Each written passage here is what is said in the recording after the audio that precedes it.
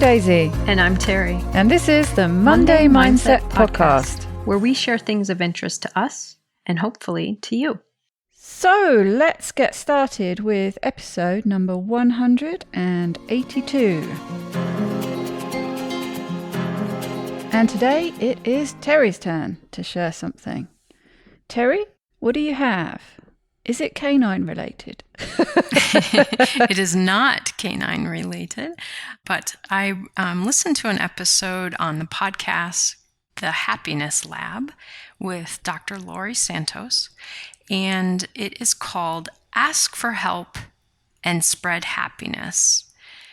I think this is a topic both you and I can relate to, and probably many of our listeners.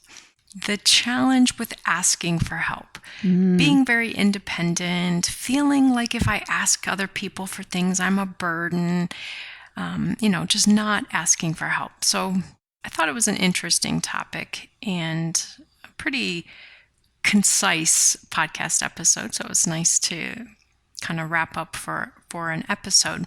So she introduced her guest who he wanted to be the next Bill Gates. He wanted to be an entrepreneur. And he realized that he was holding himself back in a lot of things in life because of his fear of rejection. So the very beginning of this episode opens with them talking about this elementary school classroom experience. He grew up in China and he was in the classroom and the teacher had, I think it was holiday presents, like Christmas presents or something. And each kid could open a present when someone else in the class said something positive about them. So all the kids, oh, so-and-so is really good at gymnastics. And oh, so-and-so is really friendly on the playground. And so they were getting the presents. And eventually it all stopped. And there were 3 kids still there. And there were 3 presents waiting to be opened. And no one was saying anything. And you can just imagine the terror you would feel as this kid standing there. Cringing at the thought. Waiting for someone to say something positive. So the teacher then said, doesn't anyone have anything positive to say? And I'm just cringing listening to this story. But he really relates this back then later in life, that he was so afraid of rejection, so afraid of being seen as not worthy or whatever, that he held himself back. And if he wanted to be like Bill Gates, he's going to have to risk a lot of rejection, a lot of being told no, a lot of people scoffing at his ideas. And so he was really felt the importance of changing this. Talk about how to psychologically scar children at school. Right? I sometimes dread thinking of what I did as a teacher that left people to go onto a podcast and talk about how they were scarred in my classroom. But she then switches gears a little bit and talks to Nick, a guy who is kind of a regular on this podcast. I don't know this. I don't listen to it often enough, but he's actually a psychological researcher. And his main topic that he kind of tries to give to the public is that, of course, we learn to listen to our mind, but unfortunately, our mind is often wrong. And we have to start to learn that just because we think it doesn't mean it's right. And just the idea that our brain or our mind sometimes misleads us. So coming back then to this fear of rejection, difficulty with asking for help. His research had always kind of shown that we underestimate how positively interactions of asking for help will go. We assume they're going to go horribly. We assume we're going to get rejected. We assume the other person is going to, think poorly of us, that we need this help or that we're too needy. And he said, the other thing that over time his research has shown is that actually we enjoy doing kind things to help other people. It's actually a way that we feel good about ourselves. So when you don't ask people for help, not only are you not getting the support, so helping you, but also you're not giving them an opportunity to feel good about themselves. So it's this little kind of gem that you can give by asking for help. So Nick created an experiment where there were going to need to be requests for help. And then he would have the people asking for help to do some rating of how burdened did you anticipate this person felt when you asked this? And how much positive feeling do you think your request brought them? And then he also asked similar questions to the person being asked. So the scenario was, it was at an event and there was like a photo booth, but the camera in the photo booth was a Polaroid camera. So instead of, thing that you can do a selfie with, you would actually have to ask someone to take your picture. Right, yeah. So again, this is how he got this information. How much of a burden do you think people think you are when you ask? Do you think that you asking brought them anything positive? And then again, similar questions for the people doing the help. And what he found is that actually people feel less burdened by being asked, especially for simple requests. Now you can imagine when you get asked to do something like, hey, Daisy, will you drive 300 miles and bring $1,000 to do this? Yeah, that's asking a lot. But that actually people don't tend to feel as burdened by simple requests as we anticipate they do. So in doing this research, he found that the person doing the asking overestimated how much the other person would feel inconvenienced by their request by 6 times. Wow, look. It was 6 times higher than what the people being asked were actually experiencing or reported. They felt good. They got to do something simple that made someone else's day or helped someone else. So they walked away actually not feeling burdened. Yes, and actually the opposite that. Getting a little bit of a kick out of it. That's right. You've done something nice. And going with that the people asking for help underestimated how positively the others would feel about the interaction. Right. So a lot of this episode, talked about us working through our fear and everything, but also recognizing the value that others receive, the positive feelings that others receive by doing the helpful thing. So then she kind of switches gears again and goes back to the guy whose name is Zhao Zheng, and he's actually written a book called Rejection Proof because, again, realizing he needed to stop fearing rejection, he had to figure out what to do about it. So what do you do when you want to improve something? You Google it, right? So he went into Google and he found a website called rejectiontherapy.com. And this group actually teaches you to use exposure therapy to desensitize yourself to rejection. And they recommended 30 days of experiencing rejection, that this would help kind of inoculate you so that you would feel more comfortable. But he knew that his challenge was pretty big, and so he decided to do 100 days. At this moment, I connected with him because that reminded me of when I did the whole 30. I'm like, That's 30 days, that's going to be nothing for me. I need to do this for 100. So he did 100 days where he set it up every day that he would experience rejection. And he video recorded it. Sounds painful. Yeah, right? But this is exposure therapy. If you have an intense fear of spiders, you have to start getting closer to spiders. You have to look at a picture first until you can tolerate that. So, you get used to it over time. So he started off with something on his first day. He asked, I think like a guard at a building, like in the lobby, the guard, he asked him if he could borrow $100. So he actually... Oh, that sounds like, let's go in at the deep end. That's right. He asked things that he was pretty sure he was going to receive rejection about. And again, he was recording it. So he asked, can I borrow $100? And the man told him no. But in the process, the guy asked, why? So Zhao walked away and he's like, okay, I've been rejected. And he didn't interact with the guy after that. He felt rejected and he walked away. So then he realized that's my next step. I need to not shut down when I receive rejection. I want to still engage. So he watched the video, and what he saw is that the guy's face was actually pleasant. It wasn't a horrible interaction like he imagined. And the guy actually kind of tried to help a little bit by asking why, like almost like, why do you need it? What's wrong? Or, so this was... So actually, if they'd have had a conversation, he might have ended up not being a rejection. Right? And that's why he learned, I've got to stay in. I can't walk away because of the rejection. So day 2, he went to his favorite burger place, which was Five Guys. Do you guys have Five Guys over there?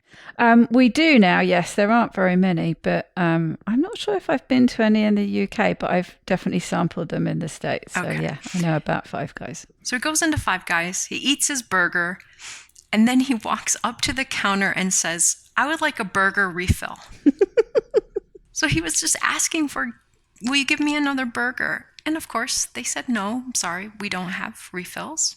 And he stayed. He didn't leave. He kind of engaged a little more, and he said, oh, well, I really just love this place, and I would love it even more if you guys had free refills on the burgers. Thanks. So again, he found their reaction wasn't negative.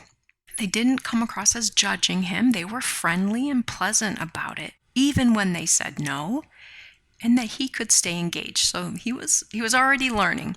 So day 3, he goes into Krispy Kreme donuts, and when he gets up to the counter, the woman waiting on him asked what he would like, and he said, what I need is 5 donuts in the shape of the Olympic logo.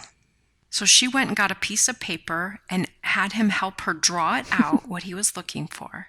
Went back 15 minutes later, whatever, brought out this Olympic logo amalgamation of set of Krispy 5. Kremes.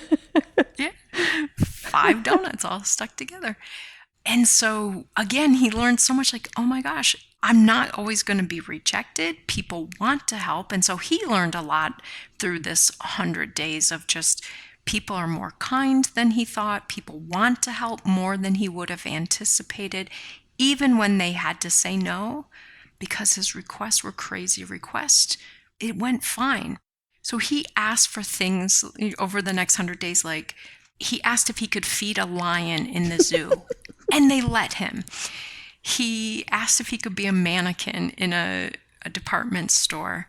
Did he go through all 100? No.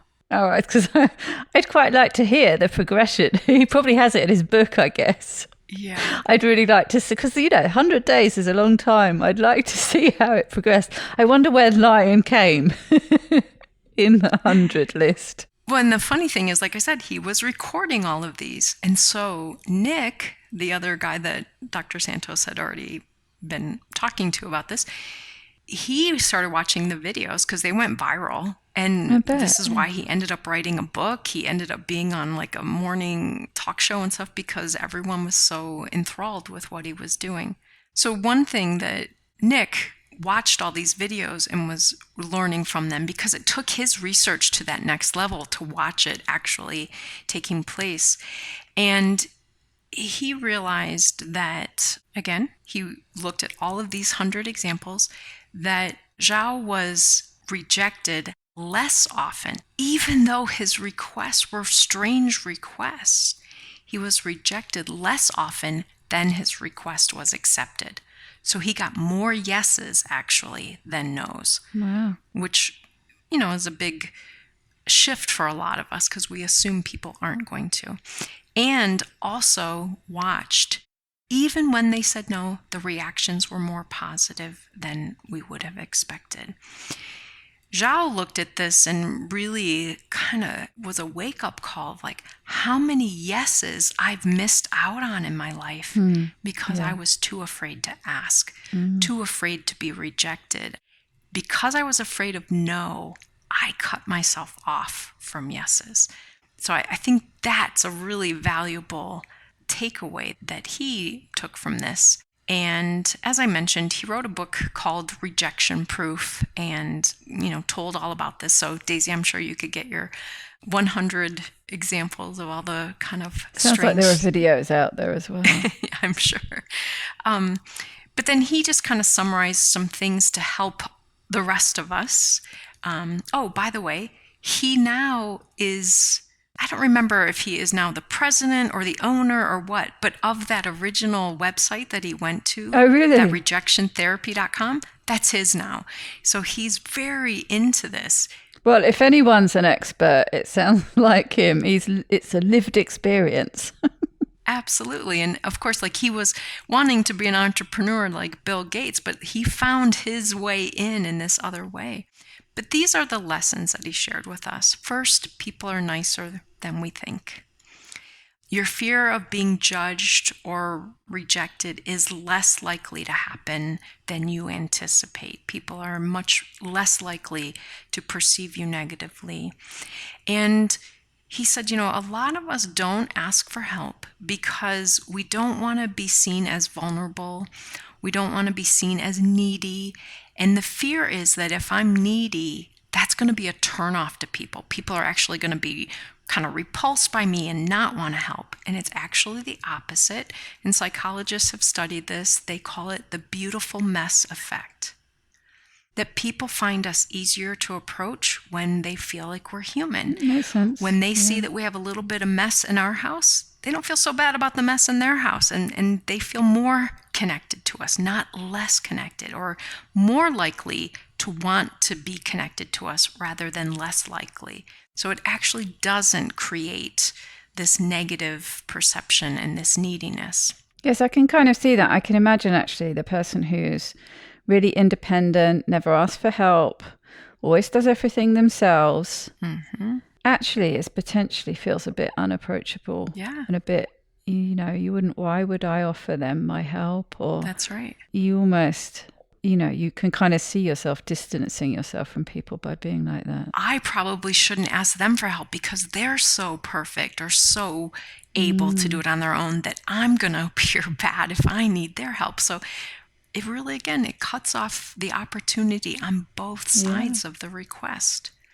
The next one he talked about is your own tension around asking and fearing rejection actually is most likely to increase the likelihood that they reject you because they feel that awkwardness, they feel that discomfort. Makes sense. Versus if you are more comfortable and open, they like that and they want to feel good about themselves, and so they often will meet the request. Yes, I was wondering actually when you mentioned about them watching these videos and learning from the videos and learning from the other people's reactions and, presumably, the looks on their faces and the words they were speaking.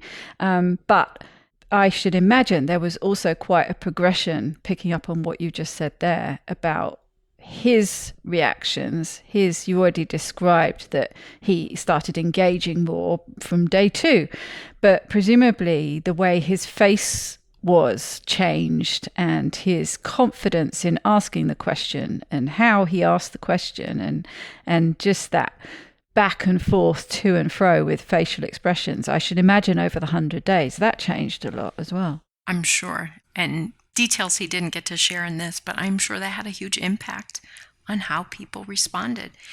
And my sense is from listening to him and the examples he gave, he was never abrasive with his requests. He wasn't, pushing, but he would follow up and he might have a follow-up question and a follow-up explanation.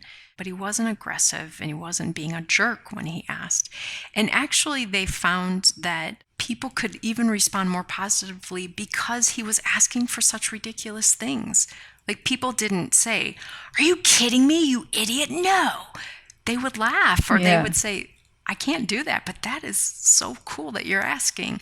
So again, the more bizarre things he was asking, the more positive they responded. Yes, and actually that's probably the most natural reaction, isn't it? To have a bit of a laugh and joke about it, which actually still leaves both parties feeling positive. That's so, right. That was a funny thing. Yeah, yes, exactly. He also mentioned something he learned in doing it is putting what they fear kind of up front. Listen, I know what I'm asking you is complicated, or I know what I'm asking you is going to sound really bizarre. By kind of disarming them and letting them know that you understand the request and they have the option to say no. Yeah. that actually made them more likely to say yes. Because they didn't feel backed into a corner. So putting that up front, let them know that it's okay not to accept the request. You totally understand if they can't do this. Or at least makes them more likely to think about it rather than a flat out, that sort of instinctive knee jerk, oh, no, don't want to do that. Yeah. It opens the door for consideration. Absolutely. And then he said one of the most important things he learned is that he had to often, when he was struggling to ask for something, he has to remind himself to think of how he felt when a friend didn't ask him for something. So he gave this example of a friend who had been without a job and eventually got a job. And when he was telling him the story, he's like, why didn't you tell me? I have someone in that field. I would have introduced you months ago. But because that person didn't feel okay to be vulnerable, they didn't ask. And he recognized, I felt bad that I missed the opportunity to do something to help my friend. So thinking about how you feel when you help people and letting that guide you, and also what has it felt like when someone didn't ask and you didn't have the opportunity to help? And then unlike what he did, Dr. Santos on the podcast was kind of laughing about this, but his last tip was go slow. Maybe don't do 100 days. Maybe don't do something quite as drastic as he did, but work up to it gradually. Do lower risk rejections first, get used to it. Like he did, he learned new things each time. And so he recommended just entering into it a little more gradually, going a little more slowly, but risking it, still doing it. So I just thought overall it was a really fun episode to listen to and just some great little things to think about, because I definitely am someone that struggles to ask for help. Yeah, me too. And these were important reminders for me and important insights about my underestimation of how this might actually be a nice thing for someone and my overestimation of how burdened they're going to feel. Yeah, I love that. I haven't got anything monumental to say. I've brought up things as I've gone along, interrupting you. But yeah, my takeaway from that is he sounds like a lot of fun and I'd like to go and listen to him. I love the trajectory he's gone through from that awful experience at school to what he's doing now. I really like that. And it sounds like there's lots of valuable lessons to be learnt from it. And in a fun way. Like I say, I'm really keen to go and find out more of these 100-day requests now. So that's what I will be heading to Google myself. I'm sure I'll be able to find some of these videos. He sounds like a fun guy. And sounds like so he's now, successful in doing what he's doing, which is great. Sounds like he deserves it. For a moment, I thought you were going to say, I will definitely be going. I thought, oh no, she's going to go to the zoo and ask if she can feed the crocodiles. Ask if she can feed the lions, yeah. All right. Well, I hope everyone... I might try that. Yeah, there you go. I hope everyone pulls something from this episode that is useful to them and really can incorporate this in helping them feel more confident as well. Have a wonderful week. Take good care, everybody.